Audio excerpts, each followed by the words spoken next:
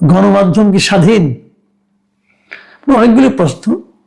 তো আমি এই প্রথম প্রশ্নটাই বলি যে দর্শকের কথা হয় না কেন, এটা নিয়ে ওনার যে উদ্বেগ, সেই উদ্বেগটা আমি যখন কালকে পড়েছি কমেন্টটা আমাকে টাচ করেছে এবং আমার কাছে মনে হয়েছে আসলেই তো এই দর্শকের কথার কিন্তু অনেক দর্শক শ্রোতা আছেন, তারা এগুলি জানতে চান যে তাদের মন্তব্যগুলোকে আমরা কিভাবে দেখি, আর এই কমেন্টগুলো যেন হারিয়ে না চায়, সেই জন্যই আমি শুরু করলাম।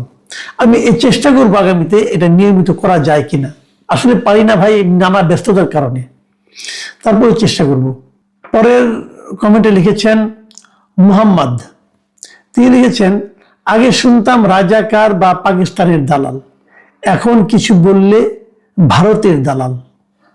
এটা কিন্তু একটা মর্মান্তিক একটা নিয়তি আমাদের।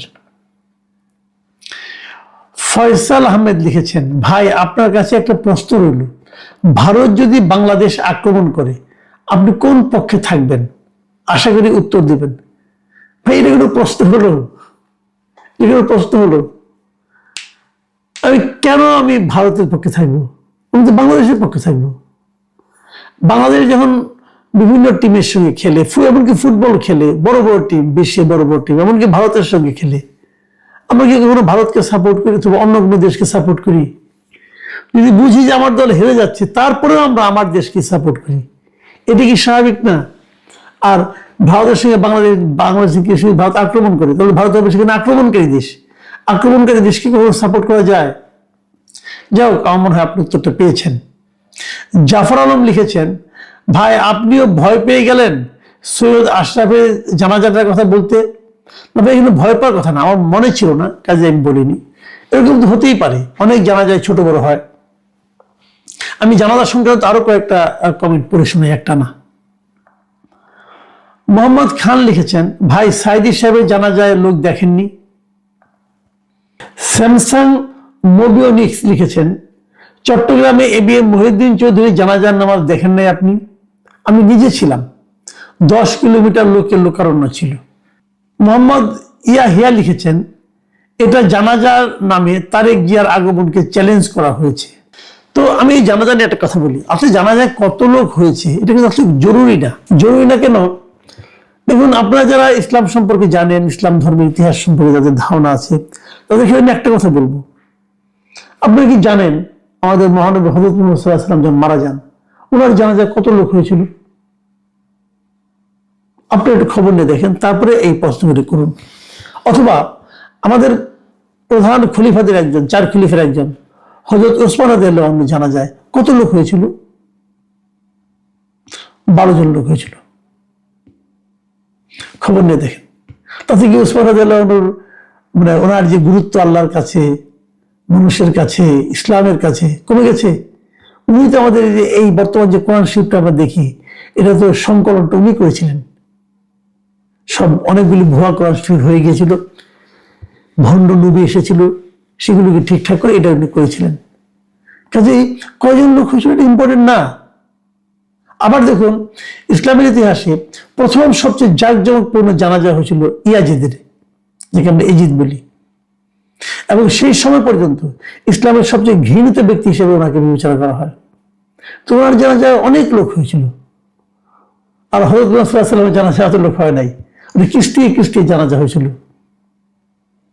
10 জন করে। তো জানাজায় কত লোক হলো এটা গুরুত্বপূর্ণ না ভাই, এটা দিয়ে কোনো কিছু পরিমাপ করা যায় না। যাও, আমরা পরের মন্তব্যে যাই। আলী আসগর লিখেছেন এখন অবস্থা দেখে মনে হচ্ছে পিনাকি ইলিয়াস এই 2 জন কোনো এক এজেন্ডা বাস্তবায়ন করতে চাইছে।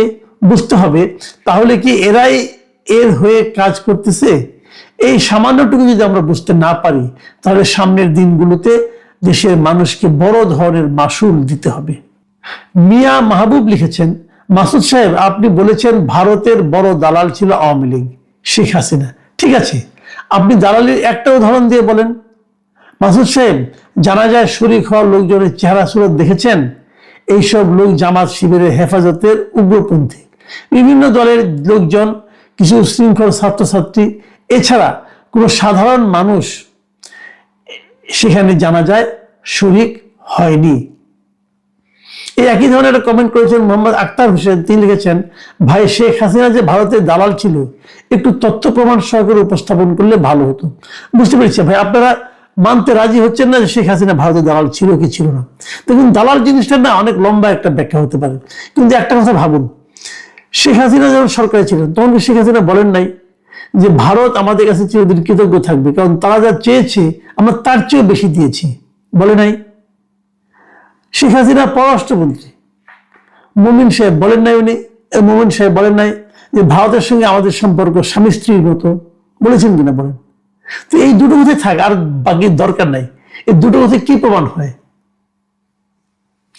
যাও, তবুও এটা অন্য অর্থও হতে পারে, সেটা আপনার বিবেচনা করে দেখবেন। আবু ফারহান লিখেছেন, আমার দেশকে কিভাবে বন্ধ করা হয়েছিল মনে আছে? দিগন্ত টিভি, ইসলামিক টিভি, চ্যানেল 1 কিভাবে সরকার বন্ধ করেছিল তা কি আপনার মনে আছে? কখনো কোনো কিছু বলেছেন এসব নিয়ে? একবার সেই সব কথাগুলো বলে পাপ মুক্ত হন। আবু ফারহান সাহেব, আমি আপনাকে একটা কথা বলি, আমার দেশ কিভাবে বন্ধ করা হয়েছিল সব জানি। আমার দেশে একসময় আমি চাকরিও করতাম ভাই। আপনি মায়ের কাছে মামা বাড়ির গল্প বললে তো হবে না। আমি আমার দেশে একসময় দীর্ঘদিন প্রায় 3 বছর চাকরি করেছি। এগুলো কোনটা কিভাবে বন্ধ হয়েছে আমি সব জানি, এবং তারও চেয়ে বড় কথা, এইগুলো নিয়ে আমি কিছু বলেছি কিনা এটা আপনি জানেন না। আপনি কি বলবো? এই প্রত্যেকটা বিষয় নিয়ে আমি কথা বলেছি। চ্যানেল 1 যেদিন বন্ধ হয় সেই দিনে এটা নিয়ে একটা আর্টিকেল লিখেছি, সেটা পত্রিকায় প্রকাশিত হয়েছে। কাজে আমার কথা হলো কি, কারোর সম্বন্ধে মন্তব্য করতে হলো না, প্লিজ একটু জানাশোনা করে নেন, একটু পড়াশোনা করে নেন। আমি জানি না আপনার বয়স কত, আমার তো দিন দিন অনেক বয়স হয়েছে, তাই না? এতদিন আমি কোথায় কখন কি করেছি আপনি জানেন? আপনি তো জানেন না ভাই, একটু খবর নেন, দেখেন আমি বলেছি কিনা। ইসলামিক টিভি যখন বন্ধ হয় সে নিয়ে মন্তব্য করেছি। ইসলামিক টিভি কেন বন্ধ হলো, এটা মধ্যে কোনো খবর বন্ধ হতো না, তাহলে এটা বন্ধ করতে হবে কেন? বলেছি আমি ভাই, এবং সেগুলি যে বলেছি তার ডকুমেন্টও আছে, আমি পত্রপত্রিকা লিখেছি এগুলো নিয়ে। যাও, আমি পরের কমেন্টে যাই। GM আলাউদ্দিন রাব্বি তিনি লিখেছেন বড় কমেন্ট, আমি একটু পড়ে শোনাই কেবল। আসসালামু আলাইকুম শ্রদ্ধা মাসুদ কামাল স্যার, আমি আপনার চ্যানেলে একজন নিয়মিত দর্শক। আপনার রাজনৈতিক বিশ্লেষণে আমি বর্তমান বাংলাদেশের প্রতিচ্ছবি দেখতে পাই, তবে আমার বেয়াদবি মাফ করবেন। আপনি বলছেন এই সরকার নন সিরিয়াস, আপনার এই বক্তব্যের সাথে আমি একমত নই। আমার দৃষ্টিকোণ থেকে ইনি একটি মতলবী সরকার। ইউনূস সরকার ক্ষমতা গ্রহণের পর থেকে আজ পর্যন্ত সকল কার্যক্রমে এটাই প্রমাণ করে বাংলাদেশ এবং বাঙালি জাতিকে তিনি কতটা ঘৃণা করেন। ইতিমধ্যে তিনি দেশ ও জাতি যে ক্ষতি করেছেন তা অপূরণীয়। আমার মনে হয় এই সরকার যে মিশন নিয়ে ক্ষমতা গ্রহণ করেছে তা এখনো সম্পন্ন হয়নি। সেই জন্য বিপ্লবী সরকার গঠনের জন্য নিজেই দেশে অস্থিতিশীল পরিবেশ তৈরি করেছে। জসিমউদ্দিন লিখেছেন, বিপ্লবী সরকার না থাকায় ওসমান হাদি শহীদ হয়েছে, দেশের আইন শৃঙ্খলার উন্নতি হয়নি, সংস্কার হয়নি, তাই বিপ্লবী সরকার এই মুহূর্তে দরকার। খান রুবেল লিখেছেন, শহীদ হাদি নিজেই তো প্রথম আলো ডেইলি স্টারের হামলার বিপক্ষে ছিলেন, তাহলে যারা হাদি হত্যার বিচার চাইতে গিয়ে প্রথম আলো ডেইলি স্টারে হামলা করে হাদির বিদেহী আত্মার সাথে বেইমানি নয় কি? এই হামলা কি হাদির আদর্শের পরিপন্থী নয়? হাদি অবশ্যই একজন খাঁটি দেশপ্রেমিক, কিন্তু যারা হামলা করেছে তারা কি দেশদ্রোহী নয়? মিস্টার রুবেল, আপনার সঙ্গে আমি কিন্তু মোটামুটি একমত। শাহনাজ বেগম লিখেছেন, আসসালামু আলাইকুম স্যার, এই সরকার একটা মেরুদণ্ডহীন সরকার। এই সরকার একটা অন্যায়ের বিচার করতে পারে না। প্রথম আলো আগুন দিয়েছে, ডেইলি স্টারে আগুন দিয়েছে, ময়মনসিংহ ভালুকায় একজন লোককে পুরাইয়া মারছে, কোনো একটা ব্যবস্থা নিতে কিন্তু এই সরকার ইলিয়াস পিনাকি কথা উঠে আর বসে। এই সরকার কেমনে বলে যে আমরা ইতিহাসে শ্রেষ্ঠ নির্বাচন দেব? কোনো নিরাপত্তা নাই, আর বাইরে বের হলে চিন্তা ঠিক মতো বাসায় ফিরতে পারবো তো? কিন্তু এই সরকারের কোনো প্রতিবাদ করা যাবে না। প্রতিবাদ করলে জিম থেকে উঠায় নিয়ে গিয়ে গ্রেফতার করবে। এই সরকার সমালোচনা করলে আনিস আলমগীর স্যারকে গ্রেফতার করবে। সরকারের লজ্জা থাকা উচিত। আপনার বক্তব্য কিন্তু খুবই বিভিন্ন দিকে আপনি টাচ করেছেন এবং আমার কাছে পছন্দ হয়েছে, কিন্তু আপনাকে একটা অনুরোধ, যখন লিখবেন না তখন দাড়ি কমাগুলো একটু দিয়েন। আপনি পুরা লেখাতে কোনো দাড়ি কমার কোনো চিহ্ন পর্যন্ত নাই, কিন্তু পড়তে গেলে একটু সমস্যা হয়, এবং আমার ধারণা আমি একটু সমস্যার মধ্যে পড়েছিলাম পড়তে, যে উল্টা পাল্টা পড়তে পারি, সেই জন্য ক্ষমা করবেন। পেইন অল টাইম লিখেছেন, মাসুদ কামাল ভাই 5 তারিখের পরে এ পর্যন্ত প্রথম আলো নিউজগুলো একটু দেখবেন। মবকে সবসময় তারা বলেছে ছাত্র জনতা, কখনো তৌহিদি জনতার হামলা, আর তাদের অভির ভাঙার পর তারা বলল দুর্বৃত্ত হামলা। অথচ কিছুদিন আগেও ইউনূস সরকারের দালালি করে বলল 69% মানুষ নাকি খুশি এই সরকারের উপর। তাহলে এখন ওনাদেরও খুশি থাকার কথা।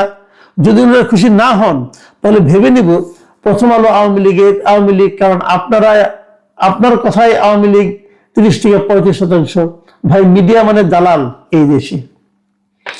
পেইন অল টাইম সাহেব, আপনি লেখাটা পড়তে যান, আমার একটু পেইন হয়েছে, কারণ কোনো বাড়ি কমা নাই, একটু জ্যোতি চিহ্ন ছাড়া হলে না পড়তে একটু কষ্ট হয়, তখন আমি আইডিয়া করে পড়তে হয় আমাকে। আবির খান লিখেছেন, স্যার আমি একজন ছাত্র, জুলাই অভ্যুত্থানে মাঠে থেকে লড়াই করেছি।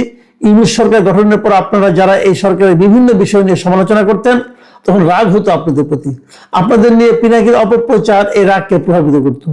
জামায়াতকে জীবনে প্রথম ভোটটা দিব ভেবেছিলাম, কিন্তু সময়ের পরিক্রমায় ভুল বুঝতে পেরেছি কোথায় যাচ্ছে আমাদের দেশ। এত অরাজকতা, অশান্তি, খুনি হাসিনার আমলেও দেখিনি। এই জামাত শিবির আমাদের দেশকে সিরিয়া লেবাননের পথ বানানোর পথে হাঁটছে। আপনাদের কণ্ঠ চলুক, মানুষ ভুল বুঝুক, দেশকে বাঁচাতে হবে সন্ত্রাসীদের হাত থেকে। সজীব আহমেদ লিখেছেন, এই সরকারের কাজ একটাই, আওয়ামী লীগের নিরীহ কিছু মানুষকে জেলে ভরা, এটাই তাদের কাজ। কেউ বেশি আওয়াজ করে পাত মেরেছে, আওয়ামী লীগ ধরো, 32টা বার ভাঙচুর করো, এটাই এই অথর্ব সরকারের কাজ। শফিউল্লাহ হোসেন লিখেছেন, মুক্তিযুদ্ধ দেখিনি, শুনছিলাম বাবার কাছ থেকে। জামাত রাজাকার এরা বহু অন্যায় করত, এখন নিজের চোখে দেখতে পাচ্ছি এরা কত ভয়ঙ্কর। এই কমেন্টে লিখেছেন মিস্টার ইমাম হোসেন।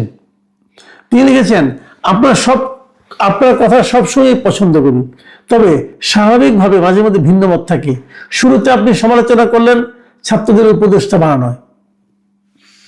আমি ভাবলাম সমস্যা কি, দু একজন তো থাকতেই পারে, অভিজ্ঞতা তাদের গাইড করবে।